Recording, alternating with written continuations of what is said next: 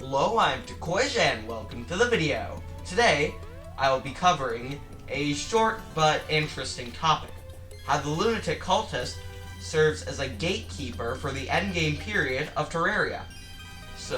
But before I start talking about the video, I will say that my normally very weird and ineffective audio setup is different because the item that I would normally put my microphone on is now in a different spot, so it's now just kind of sitting on the floor, which is a bit of a problem. But enough of that, and now what the video is actually about. How the lunatic cultist, despite its shortcomings, serves as an effective gatekeeper for the endgame stage of Terraria. So the lunatic cultist in Terraria is a pretty interesting boss. He's a small, fast-moving boss with mediocre defense and low health.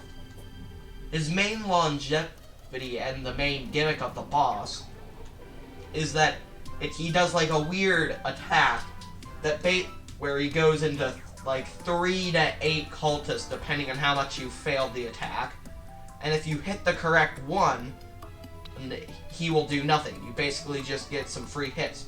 But if you don't, you're punished by basically him doubling his attack power for every false cultist you hit, which is a bit of a problem.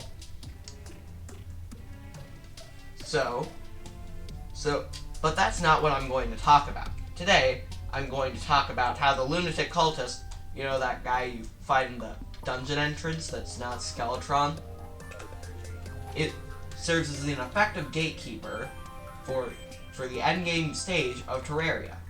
So basically, the lunatic cultist is a very easy boss, considered by most players at least. But if you're, say, someone like me who tries to get the most possible out of the least possible, you are most likely going to struggle with the boss.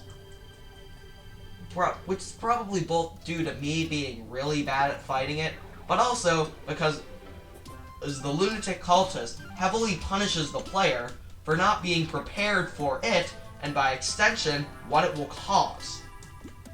So, the lunatic cultist, if you defeat it will summon the lunar pillars, effectively kickstarting the endgame period. But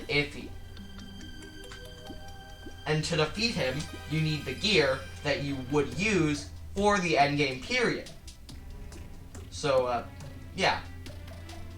That's a pretty interesting thing that I came up with just while I was playing through the game, and I failed against the lunatic cultist because I did not use buffs, and I was using a hollowed repeat, and I was using a really weird arrow speed setup with a hollowed repeater, either randomly in a playthrough. So yeah, I guess that's all I have to say for today. If you liked the video, subscribe. If you prefer these sort of interesting, kind of like subliminal features of Terraria, leave your opinion in the comments. And well, this is Takoij, signing out.